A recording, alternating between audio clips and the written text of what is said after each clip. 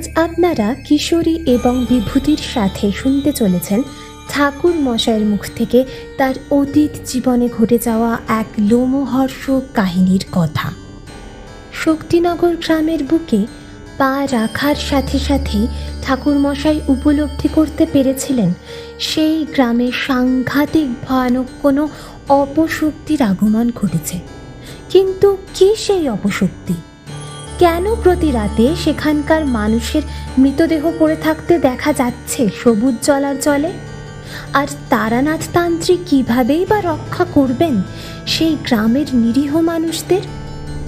নমস্কার শ্রোতা বন্ধুরা, আজ আপনারা শুনতে চলেছেন লেখক সুরজিৎ ঘোষের কলমে তারানাথ তান্ত্রিক ফ্যান ফিকশন সবুজ জলার নিশি। তাহলে আর বেশি দেরি না করে খুব শীঘ্রই শুরু হতে চলেছে আমাদের আজকের এই নিবেদন।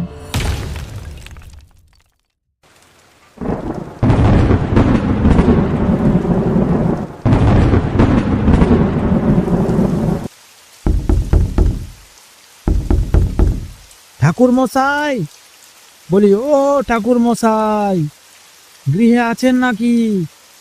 দয়া করে একটিবার দরজাটা খুলুন। আমি কিশোরী, আমরা এসেছি। আমি আর কিশোরী, আমরা দুই বন্ধু যখন ঠাকুরমশাইয়ের বাড়ির বন্ধ দরজার সামনে এসে দাঁড়ালাম, তখনও আকাশ কালো করে বৃষ্টি হয়েই চলেছে এক নাগাড়ে। সদরের বন্ধ দরজার কড়া নেড়ে বেশ উচ্চকণ্ঠে কিশোরী কথাগুলো বলল। কিশোরীর কথা কানে যাওয়া মাত্রই প্রতিবারের মতো এবারেও ঠাকুরমশাইয়ের ছোট্ট মেয়ে চারি দরজা খুলে দিল। দরজা খোলা মাত্রই দেখলাম গামছা মাথায় দিয়ে বৃষ্টির মধ্যে ভিজছে মেয়েটা। আমরা তাড়াতাড়ি তার মাথায় ছাতা ধরলাম।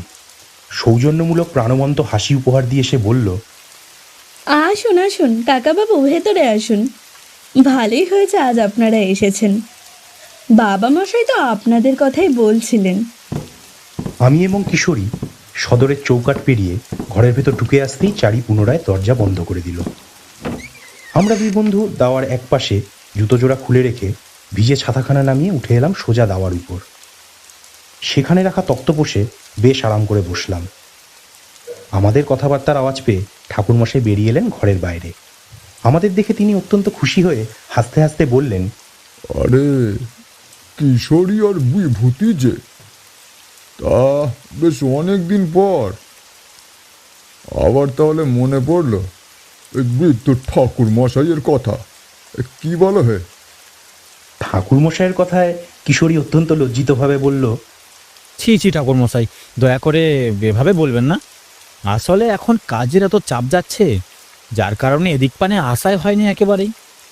কিন্তু দেখুন, আজ হাতে ছুটির দিন পাওয়া মাত্রই আমরা দুই বন্ধু মিলে এমন ঝড় জলের মধ্যেও ঠিক আপনার বাড়ি এসে উপস্থিত হয়েছি। ঠাকুরমশাই এবার এসে বসলেন আমাদের একেবারে মুখোমুখি, তক্তপোষের ফাঁকা অংশে। চারির উদ্দেশ্যে তিনি বললেন, চারি, ও চারিমা, এই যা তো আমাদের তিনজনের জন্য একটু গরম গরম চা করে আনতো মা।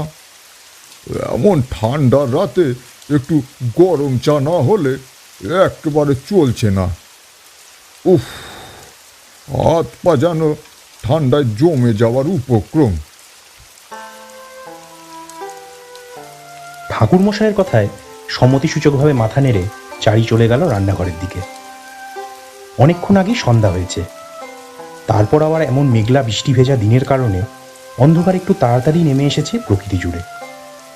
আসার পথে ঠাকুরমশাইয়ের জন্য 20 পয়সার বিনিময়ে কিনে আনা পাসিং শো সিগারেটের প্যাকেটখানি বের করে সেটা আমি বাড়িয়ে দিলাম তার দিকে।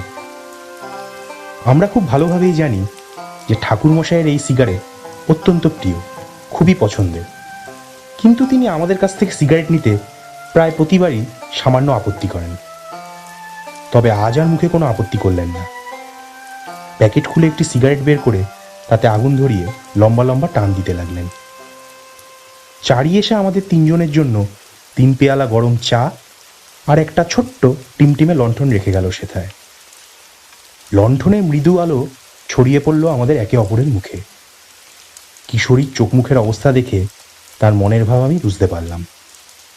সে এবার একখানা গল্প শুনতে চায়। তবে তার মনের ভাব শুধুমাত্র আমি একাই নয়, ঠাকুরমশাইও বুঝতে পেরেছিলেন। তাই তো তিনি নিজে থেকেই বললেন, কি হে কিশোরী, এবার তাহলে একখানি গল্প বলে শোনাতে হবে, তাই তো? আগে হ্যাঁ ঠাকুর মশাই, তাহলে তো খুবই ভালো হয়। বেশ একটা হাড় হিম করা জমজমাট ভয়ের গল্প বলে শোনান তো দেখি। এমন বৃষ্টি ভেজা অন্ধকার রাতে ভয়ের গল্প হলে বিষয়টা একেবারে জমে যাবে। কিশোরীর কথায় ঠাকুরমশাই এবার কেমন যেন উদাসীন দৃষ্টিতে তাকালেন বাইরের অন্ধকারে ডুবে থাকা পরিবেশের দিকে। কালো গগনবক্ষকে আড়াআড়িভাবে চিরে দিয়ে মাঝে মধ্যেই লকলকে বিদ্যুতের শিখা নেমে আসছে ধরিত্রীর বুকে। তার সাথে একটানা হয়ে চলেছে মুষলধারে বৃষ্টি। ঠাকুরমশাইয়ের এরূপ চোখের দৃষ্টি আমি কিংবা কিশোরী আমরা দুজনেই খুব ভালোভাবে জানি। আমরা বুঝতে পারলাম তিনি তার অতীতের স্মৃতি রোমন্থন করে তুলে আনার চেষ্টা করছেন কোনো এক ভয়ানক অভিজ্ঞতার কথা। অল্প কিছুটা সময় পর ঠাকুরমশাই বলতে আরম্ভ করলেন তার আজকের কাহিনী।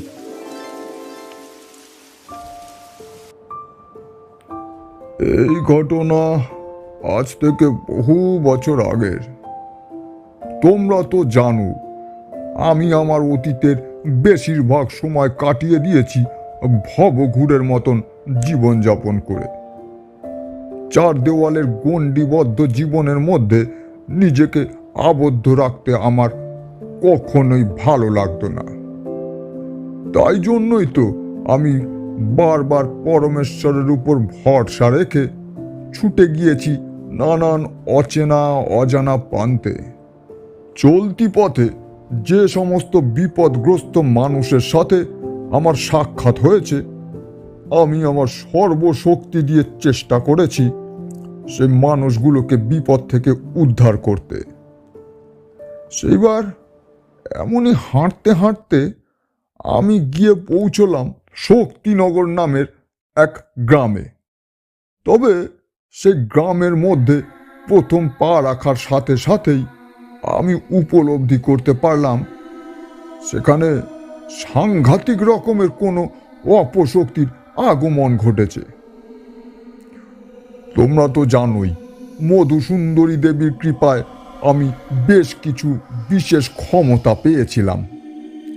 সেই ক্ষমতাগুলির মধ্যে একটি অন্যতম ক্ষমতা ছিল আমি যে কোনো স্থানে প্রথম পা রাখার সাথে সাথেই বুঝতে পারতাম সেই স্থান আসলে কতটা শুভ কিংবা অশুভ।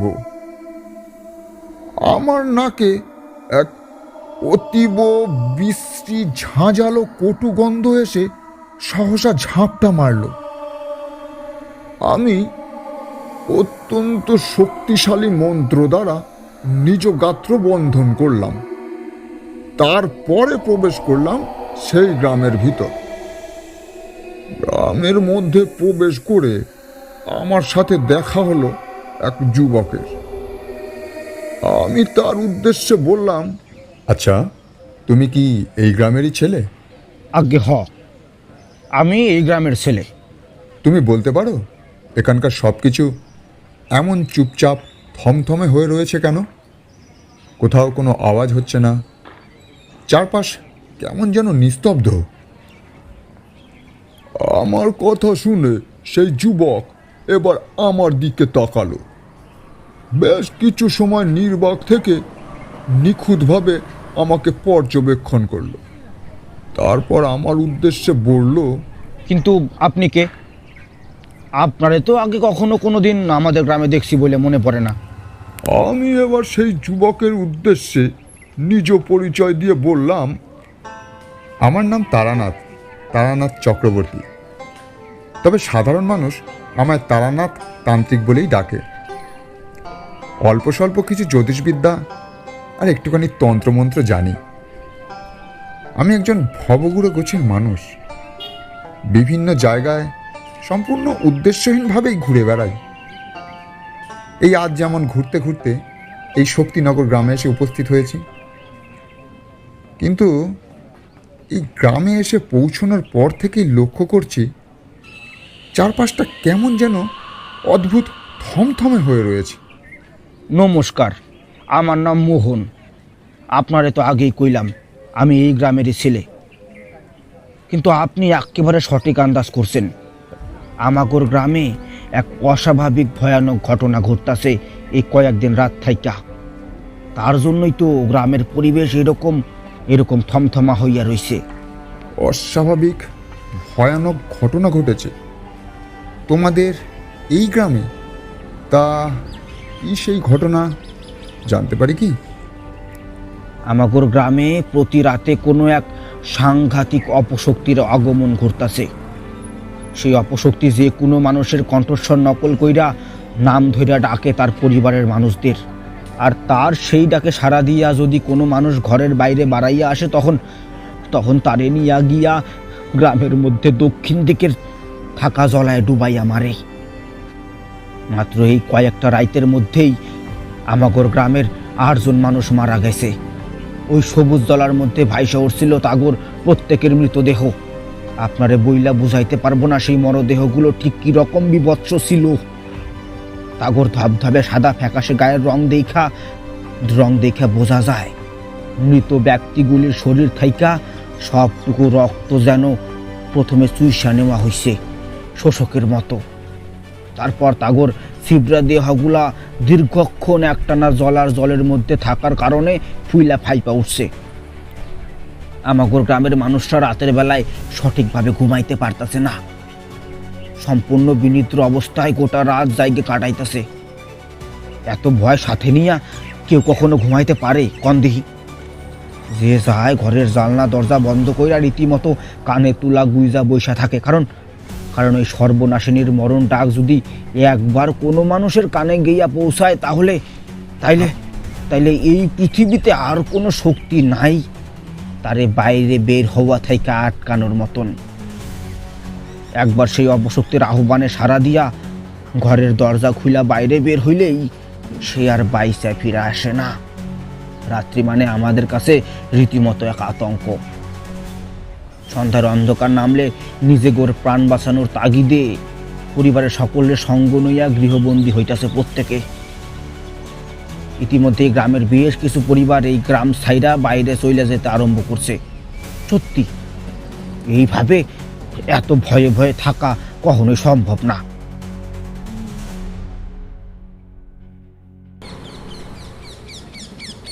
তোমার কথা শুনে আমি পরিষ্কার বুঝতে পারছি মোহন, যে তোমাদের গ্রামে এক সাংঘাতিক নিশির আগমন ঘটেছে। তোমার কথা শুনে আমি অন্তত এই অপশক্তিটিকে চিহ্নিত করতে পেরেছি। সত্যি বলছি মোহন, নিশি বড়ই সাংঘাতিক এক অপশক্তি। যে স্থানে একবার নিশির আগমন ঘটে সেই স্থান রাতারাতি শ্মশান ভূমিতে পরিণত হয়। আপনি কি বলতেছেন? আপনার কথা শুনে মনে হইতেছে আপনি এ সকল বিষয়ে অনেক কিছু জানেন। আপনার অনেক জ্ঞান রয়েছে। আপনি তো বললেন আপনি কি সব তন্ত্রমন্ত্র জানেন।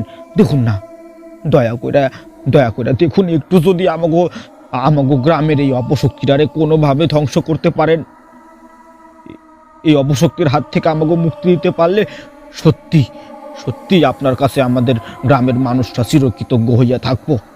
আপনি যা চাইবেন আমরা আপনারে তাই দিব। আহা মোহন, তুমি কোনো চিন্তা করো না। আমি একবার কোনো মানুষের বিপদের কথা জানলে সেই বিপদগ্রস্ত মানুষটিকে সাহায্য না করে থাকতে পারি না। আসলে আমার গুরুদেবের নির্দেশ ছিল যে কোনো মানুষের বিপদের কথা কানে শুনলে তাদের সাহায্য করা। সুতরাং তোমাদের গ্রামের মানুষদেরও বিপদ থেকে উদ্ধার করা আমার একান্ত কর্তব্য। আমি আমার সর্বশক্তি দিয়ে সেই চেষ্টাটুকু করব, এতটুকুই তোমায় বলতে পারি। আচ্ছা মোহন, তুমি আমাকে বলো তো, এই অপশক্তির আগমন তোমাদের গ্রামে ঠিক কতদিন আগে প্রথম ঘটেছিল? আমার প্রশ্নের উত্তরে মোহন এবার বলল, আগে চক্রবর্তী মশাই, আজ থাইকা ঠিক 7 দিন আগে আমাবস্যার রাতে প্রথম আমাগোর গ্রামে ওই অশুভ শক্তির আগমন ঘটছিল। এরপর থাইকা রোজ নিয়ম কইরা রাতের এক বিশেষ প্রহরে গ্রামের বুকে সে আসে। তারপর ছলনায় ভুলাইয়া বিভিন্ন মানুষকে সঙ্গ কইরা নিয়ে গিয়া ওই জলার জলে ডুবাইয়া মারে। আচ্ছা বেশ, ঠিক আছে, সব কিছুই শুনলাম, বুঝলাম। তুমি শুধু তোমার গ্রামের মানুষদের বলে দাও সকলে যেন একটু সাবধানে থাকে, রাতের বেলায় কেউ যেন বাড়ির বাইরে বের না হয়। আমি দেখছি কি করা যায়। হাতে এখনো অনেকটা সময় রয়েছে সন্ধে নামতে। এই সময়ের মধ্যে আমি চেষ্টা করছি তোমাদের গ্রামের প্রতিটা বাড়ি মন্ত্র দ্বারা বেঁধে দেওয়ার জন্য। তাহলে আর সেই নিশির পক্ষে কোনো গৃহস্থের বাড়ির নিকটে যাওয়া অত্যন্ত কঠিন হয়ে উঠবে। আপনারা যে কি বলে ধন্যবাদ জানাবো চক্রবর্তী মশাই। সত্যি সত্যি আপনি আমাগোর জন্য যাহা করছেন সে কথা বলার মতন না। কিন্তু কিন্তু আপনি এই গ্রামে থাকবেন কোথায়? আপনি চাইলে আমার সাথে আমার বাড়ি গিয়ে থাকতে পারেন, আমার সামান্যতম কোনো অসুবিধা হইব না। না না মোহন, আমাকে নিয়ে তোমায় এত চিন্তা করতে হবে না। আমি তো তোমাকে আগেই বলেছি আমি একজন ভবঘুরে সাধক মানুষ। বিভিন্ন জায়গায় ঘুরে বেড়ানোর সূত্রে খোলা আকাশের নিচে কিংবা কোনো ভাঙা মন্দিরে অথবা কোনো গাছতলায় দিব্যি রাত কাটিয়ে দিতে পারি। আমি এখানে ঠিক কোথাও না কোথাও একটা থেকে যাব। তুমি আমাকে নিয়ে ভেবো না। তুমি বরঞ্চ তোমার গ্রামের সমস্ত মানুষদের বলে দাও আমি বিকেলের মধ্যে বাড়ি বাড়ি গিয়ে মন্ত্রপুত জল ছিটিয়ে গৃহবন্ধন করে আসব। বোঝা গেল?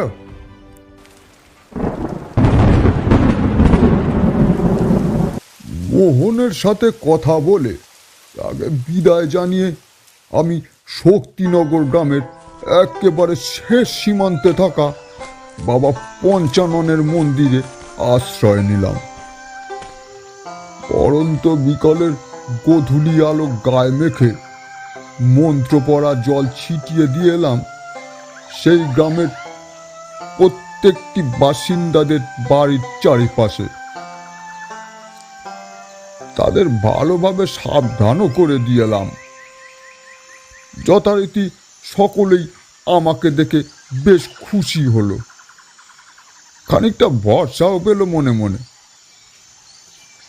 শক্তিনগর গ্রামের সীমান্তে ঘনিয়ে এলো সন্ধ্যার অন্ধকার। সারাদিন যাবৎ যে উগ্র কটু ঝাঁঝালো গন্ধটা আমি পাচ্ছিলাম সেই গন্ধটা এখন পেলাম আরো বেশি তীব্রভাবে। সন্ধ্যার অন্ধকার ঘনাতে না ঘনাতেই চারপাশ কেমন নির্জন হয়ে উঠল।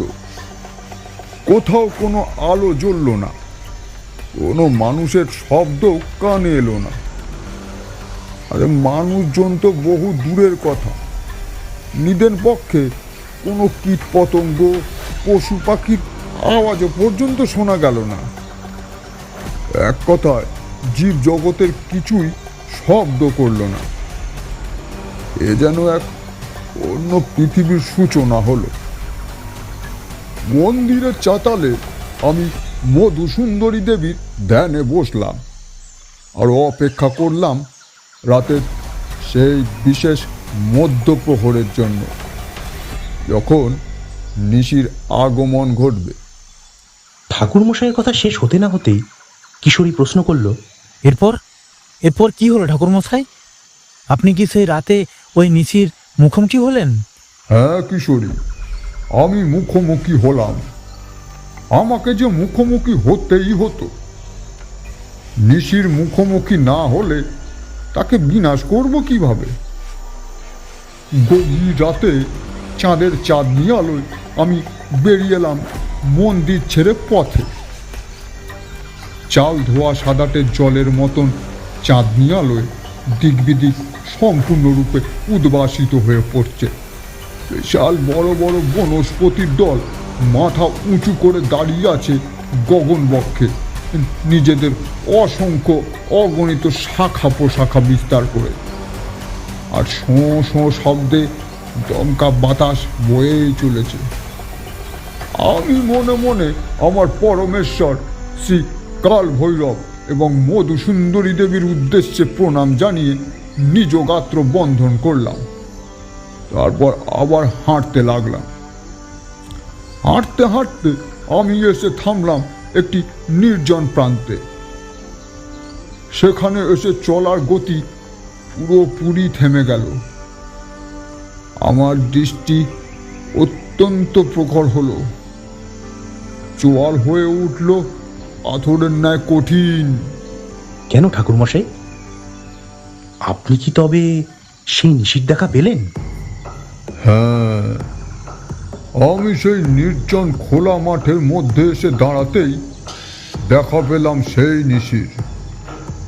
দেখলাম কুচকুচে কালো এক বিশাল বড় ঢ্যাঙা মতন ছায়া মূর্তি দাঁড়িয়ে রয়েছে আবছা আলো আধারির মাঝে। তার মাথার লম্বা লম্বা চুল সনসনে বাতাসের সাথে উড়ে চলেছে। দুই চোখের কালো অক্ষি কোঠরের মধ্যে জ্বলতে থাকা লাল গনগনে চোখ হতে বেরিয়ে আসছে তীব্র উজ্জ্বল আলোর জ্যোতি। তার শরীরের মধ্যে থেকে একটা আষ্টে বিটকেল গন্ধ বেরিয়ে আসছে, যেন যেন সাক্ষাৎ নরকের অতল অন্ধকার থেকে তার আগমন ঘটেছে সবে মাত্র। আমার উপস্থিতি ততক্ষণে টের পেয়ে গিয়েছিল ওই নিশি। আমাকে দেখেই খিলখিল করে হেসে উঠল সে। তার হাসির শব্দ ধ্বনিত প্রতিধ্বনিত হলো সমগ্র তল্লাট জুড়ে। সেই ভয়ানক নিশি আমাকে আক্রমণ করার জন্য প্রস্তুতি নিল আহত বাঘের মতো ঝাঁপিয়ে পড়ার জন্য। নিশি মোটেও কোনো সাধারণ অপশক্তি নয়। আদতে সে এক অতীব শক্তিশালী প্রেতজনির অংশ বিশেষ। তার অপশক্তির পরিমাণ অপার। কিন্তু আমিও মোটেও কোনো সাধারণ মানুষ নই।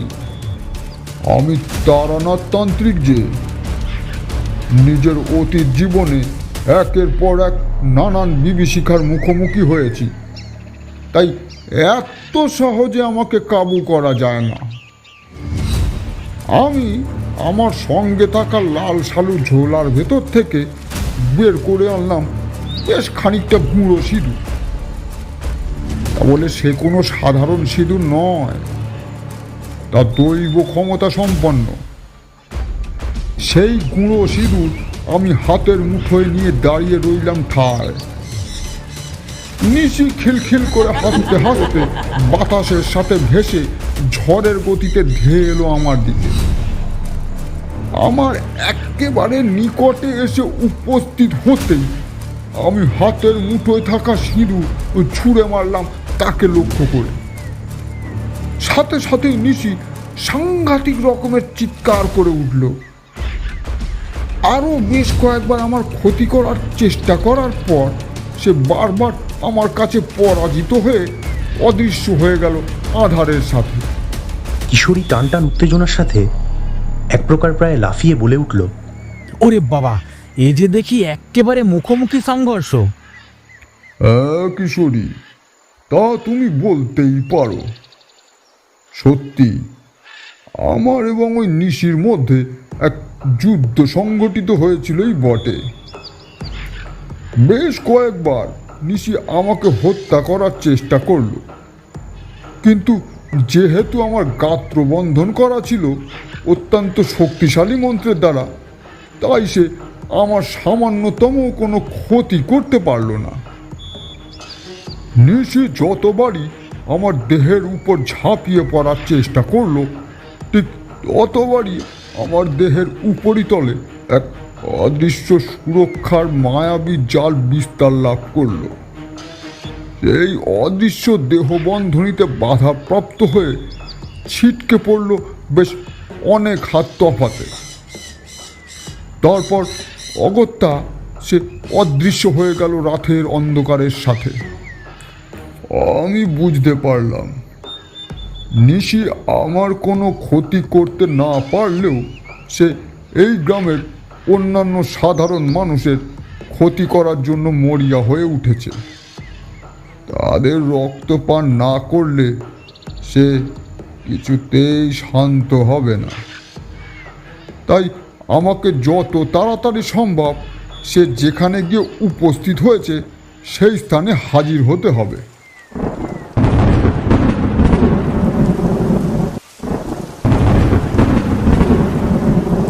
ঠাকুর মশাইয়ের কথা থামতেই বাইরে কর্কর শব্দে ভীষণ বজ্রপাত ঘটল। তিমিরাচ্ছন্ন প্রকৃতি সেকেন্ডের ভগ্নাংশের জন্য সাদা আলোর ঝলকানিতে ঝলসে উঠেই আবার অন্ধকারে মিলিয়ে গেল। বৃষ্টির মাত্রা এখনো এতটুকুও কমেনি। রান্নাঘরের ভেতর থেকে ঠাকুর মশাইয়ের ছোট্ট মেয়ে চারি বাইরে বেরিয়ে এসে আমাদের জন্য আরেকবার করে 3 পেয়ালা চা এবং একটি বেশ বড় পাত্রে অনেকখানি মুড়ি মাখা দিয়ে গেল। ঠাকুরমশাই পাসিংসো সিগারেটের প্যাকেট থেকে একখানা সিগারেট বের করে তা হাতের তালুতে কয়েকবার ঠুকে আগুন ধরিয়ে লম্বা লম্বা টান দিতে লাগলেন। আমি কিশোরীর দিকে 1 পেয়ালা চা বাড়িয়ে দিয়ে একটা নিলাম নিজে।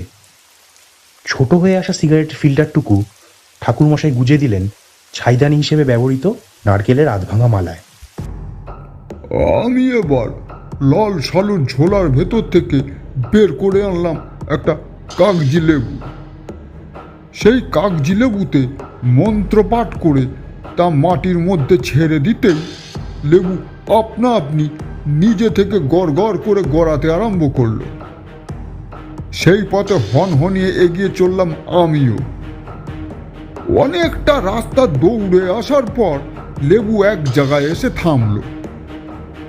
আমি এবার নিজের চোখে যা প্রত্যক্ষ করলাম তাতে আমার মেরুদণ্ড বেয়ে কনকনে ঠান্ডা রক্তের স্রোত সর করে নেমে গেল নিচের দিকে। কিশোরী ঠাকুরমশাইয়ের দিকে অবাক দৃষ্টিতে তাকিয়ে ফের প্রশ্ন করল, কেন ঠাকুরমশাই? এরপর আপনি কি দেখলেন যার কারণে আপনার মেরুদণ্ড বেয়ে কনকনে ঠান্ডা রক্তের স্রোত নেমে গেল? আমি দেখলাম একটি বাড়ির সামনে নিশি দাঁড়িয়ে পরিচিত কোনো মানুষের গলার আওয়াজ নকল করে কারো নাম ধরে ডাকছে এবং নিশির ডাকে সাড়া দিয়ে সে ঘরের দরজা খুলে বাইরে বেরিয়ে আসছে একজন পুরুষ। পুরুষটির 2 চোখের দিকে তাকাতেই আমার বুকটা ধড়াস করে লাফিয়ে উঠল। তার 2 চোখের মনে সম্পূর্ণরূপে ঘোলাটে এবং স্থির। একবারের জন্য চোখের পলক পড়ছে না। সে মানুষটি কেবল ধীরে ধীরে সামনের দিকে হেঁটে এগিয়ে যাচ্ছে, তবে তার হাঁটার মধ্যে যথেষ্ট অসঙ্গতি বিদ্যমান। আমি বুঝতে পারলাম নিশির ডাকে সাড়া দিয়ে পুরোপুরিভাবে সম্মোহিত হয়ে পড়েছে ওই নিরীহ পুরুষটি।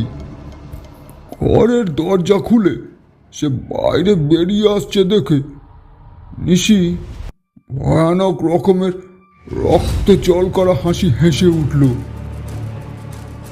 ওই অপশক্তির থেকে নিরীহ মানুষটির দূরত্ব মাত্র কয়েক হাত।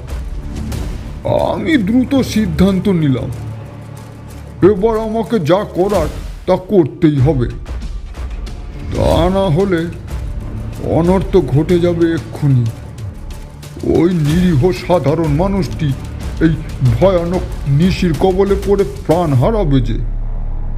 নিশি তাকে সম্মোহনী শক্তিতে ভুলিয়ে গ্রামের শেষ সীমান্তে থাকা সবুজ জলার নিকটে নিয়ে গিয়ে মানুষটির রক্ত চুষে প্রাণহীন দেহটি ফেলে রাখবে জলার জলে। কিন্তু আমি থাকতে কিছুতেই এরকমটা ঘটতে দেব না। বহু দূরের খালপাড় থেকে ছুটে এলো একদল রক্তলোলুপ শৃগালের হুঙ্কার ধ্বনি। পার্শ্ববর্তী বনফুলের ঝোপ দুলে উঠল মৃদু বাতাসে। চারপাশের মধ্যে ছড়িয়ে পড়ল বনফুলের ঘ্রাণ। সেই চাঁদনি রাত হয়ে উঠল সম্পূর্ণ আধিভৌতিক। এরপর আমার আর ওই নিশির মধ্যে পুনরায় সংঘটিত হলো আর এক যুদ্ধ। শেষমেশ আমার কাছে দ্বিতীয়বার হেরে ভীষণ ক্রোধে গর্জন করতে করতে নিশি মিলিয়ে গেল নিকষ কালো অন্ধকারে। সম্মোহিত হয়ে পড়া মানুষটির ঘোর কাটতেই সে বুঝতে পারল আর একটু হলেই ভয়ানক নিশির শিকারে পরিণত হতে যাচ্ছিল। আমার উদ্দেশ্যে 2 হাত জড়ো করে কাঁদতে কাঁদতে কাতর কণ্ঠে বলল, ভাগ্যিস ভাগ্যিস আপনি সঠিক সময়ে এসে এখানে উপস্থিত হয়েছে চক্রবর্তী মশাই। তা না হলে আমি হয়তো আজ আর প্রাণে বাঁচতাম না। ওই সাংঘাতিক নিশির খবরে পড়ে আমার মৃত্যু ঘটতো। হ্যাঁ, আপনাকে যে কী বলে ধন্যবাদ জানাবো। না, আপনাকে ধন্যবাদ জানানোর মতন কোনো ভাষা আমার কাছে নেই। ঈশ্বরের কাছে শুধু এইটুকু প্রার্থনা করি তিনি যেন আপনার শত বর্ষ আয়ু দেন, যাতে আপনি এইভাবে সাধারণ মানুষদের বিভিন্ন বিপদ থেকে রক্ষা করতে পারেন। আমি তাকে শান্ত করে বললাম, তুমি ধীরে ধীরে ওঠো আর যাও, ঘরের ভেতরে যাও। এমন রাতের বেলায় বাইরে থাকাটা একেবারে সুরক্ষিত নয়। আশা করছি নিশি আজ রাতে আর কোনো মানুষের ক্ষতি করার চেষ্টা করবে না, কারণ সে ইতিমধ্যেই 2 বার আমার কাছে পরাজিত হয়ে বুঝতে পেরেছে আজ এই শক্তিনগর গ্রামে আমি রয়েছি।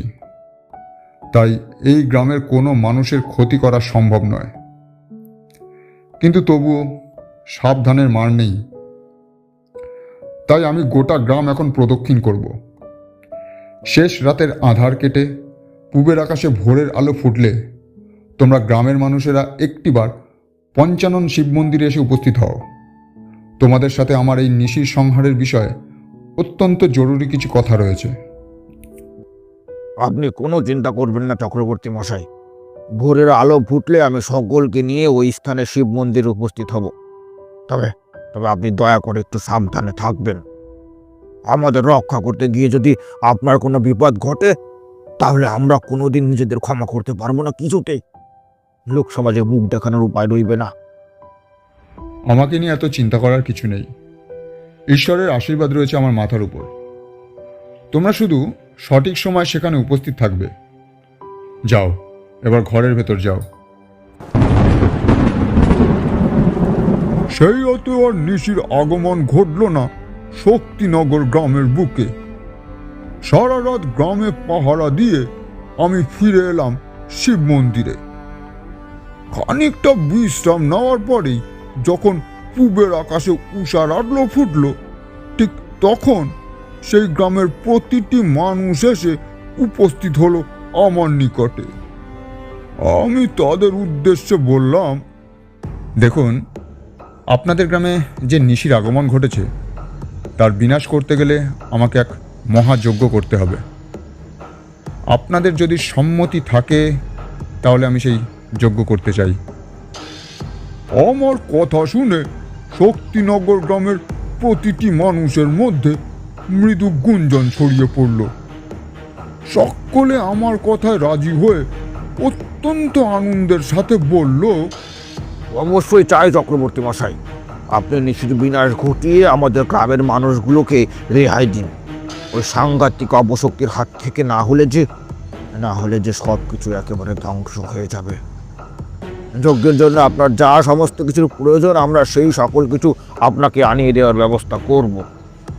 তাদের উৎসাহ দেখে আমি বললাম, দেখুন, যে সমস্ত জিনিস আপনারা অর্থের বিনিময়ে স্থানীয় বাজার থেকে সংগ্রহ করতে পারবেন, সেই সমস্ত জিনিসের তালিকা আমি একখানি কাগজে করে লিখে দিচ্ছি। আর যে সমস্ত জিনিস আপনারা অর্থের বিনিময়ে সংগ্রহ করতে পারবেন না, সেগুলো আমি নিজেই জোগাড় করে নেব। আজ অপরাহ্নের আলো ফুরিয়ে এলে আমি ওই জলার ধারে নিশি নিধনকারী যজ্ঞে বসব। আপনারা চাইলে সেখানে উপস্থিত থাকতেই পারেন, তাতে কোনো অসুবিধা নেই। এরপর কি হলো ঠাকুরমশাই? সেদিন রাতে কি আপনি যজ্ঞে বসলেন? হ্যাঁ কিশোরী, আমি গ্রামবাসীদের যা সমস্ত কিছু আনতে বলেছিলাম তারা সকল কিছুর আয়োজন করল। আর যে সমস্ত উপাদান অর্থের বিনিময়ে ক্রয় করা যেত না, এই যেমন ধরো এই শ্মশানের ঝুড়ো মাটি, শুকনো মরা আম গাছের একখানি ডাল, কাকের বাসায় আটকে থাকা কালো পালক। প্রতিষ্ঠিত কোনো পুকুরের এক ঘটি জল এবং কিছুটা কাদামাটি সহ আরও অনেক কিছু আমি সঠিকভাবে সব কিছু সংগ্রহ করলাম। সেই দিন সূর্যদেব পশ্চিম দিগন্তে ঢলে পড়লে সবুজ জলার চারপাশে লোকের লোকারণ্য অবস্থা হলো। হাট থেকে আসি সকল গ্রামবাসী নিজের চোখে দেখতে চায় আজকের এই ঘটনা। এই রকম ঘটনা যে তারা কখনো কোনো দিন প্রত্যক্ষ করেনি, আর হয়তো জীবিত অবস্থায় করতেও পারবে না, তাই ওই সুবর্ণ সুযোগ তারা আর কিছুতেই হাতছাড়া করতে চায় না। বুকের মধ্যে বেশ কিছুটা দুরু দুরু ভয় কাজ করলেও উত্তেজনা এবং কৌতূহলের বশে প্রতিটি মানুষ ভিড় জমালো সেখানে। সকল মানুষদের উদ্দেশ্যে আমি আগে থেকে সতর্ক করে বলে দিয়েছিলাম যে তারা যেন নিজে থেকে কোনো কাজ করতে না যায়, কেবলমাত্র চুপচাপ দাঁড়িয়ে যা ঘটছে তা সচক্ষে প্রত্যক্ষ করাটাই তাদের কাজ। আমি এবার তাদের জায়গাটা ভালোভাবে মন্ত্র দ্বারা বেঁধে দিলাম। তাদের বারবার করে বললাম সেই গণ্ডির বাইরে যেন এক পাও কেউ না রাখে। জলার সামনে সুনির্দিষ্ট পদ্ধতিতে যজ্ঞের কাঠ সাজিয়ে তাতে অগ্নি প্রজ্বলন করলাম। এরপর শুরু হলো একের পর এক নানান মন্ত্র পাঠ।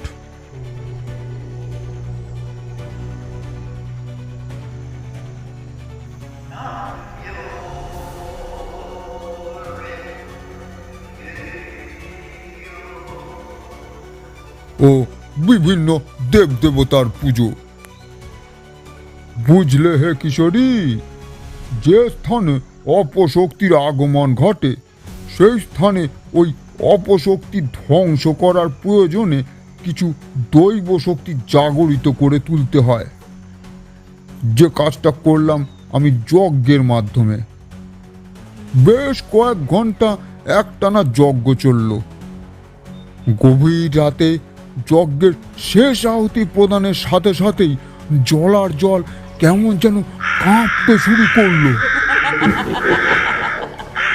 ভূমিকম্পের সময় বড় দিঘির জল যেই রকম আন্দোলিত হয়, ঠিক ঠিক সেই রকম আন্দোলিত হলো ওই জলার জল।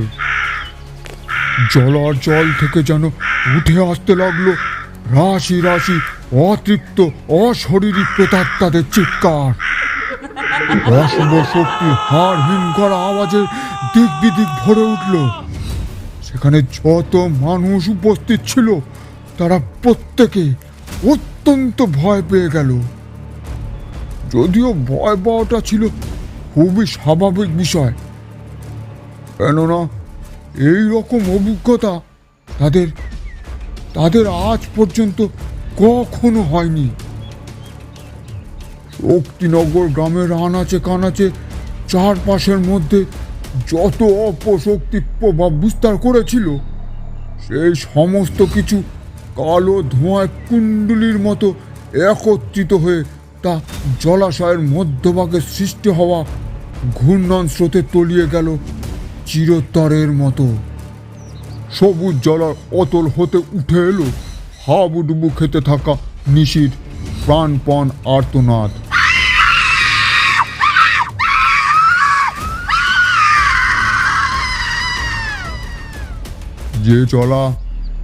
যে জলা একসময় নিশির জাগরণ ঘটিয়েছিল, সেই সবুজ জলার তোলপাড় করা জল একসময় ধীরে ধীরে শিথিল হয়ে গেল।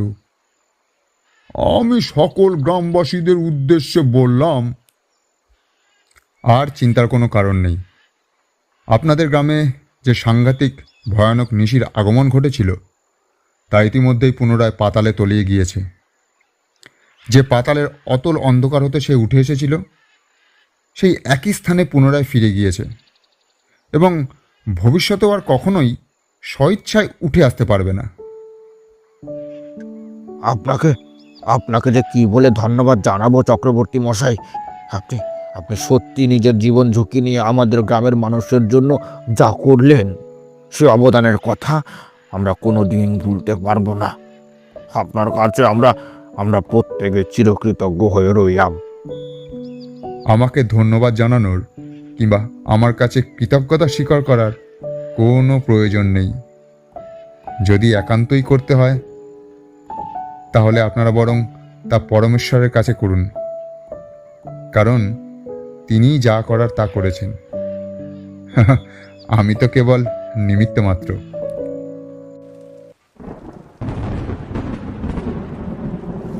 এরপর আর কি, শক্তিনগর গ্রামকে ওই নিশির হাত থেকে মুক্তি দিয়ে আমি আবার পুনরায় বেরিয়ে পড়লাম অচেনা অজানার উদ্দেশ্যে।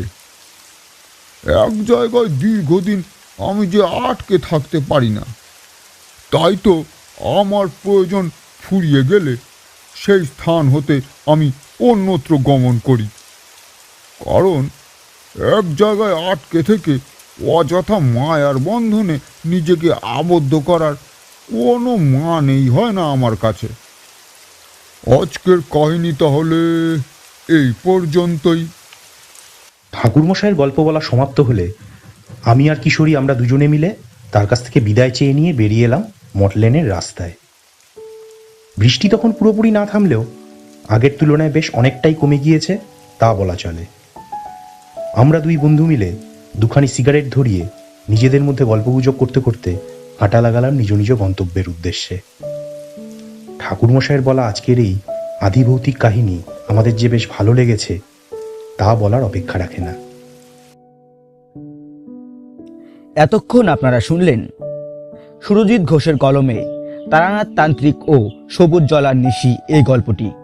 গল্প পাঠে রয়েছেন শোনক, গল্পে সূত্রধার তিয়াস এবং অন্যান্য চরিত্রে রয়েছেন প্রভাত, নন্দিতা এবং নিরুপম।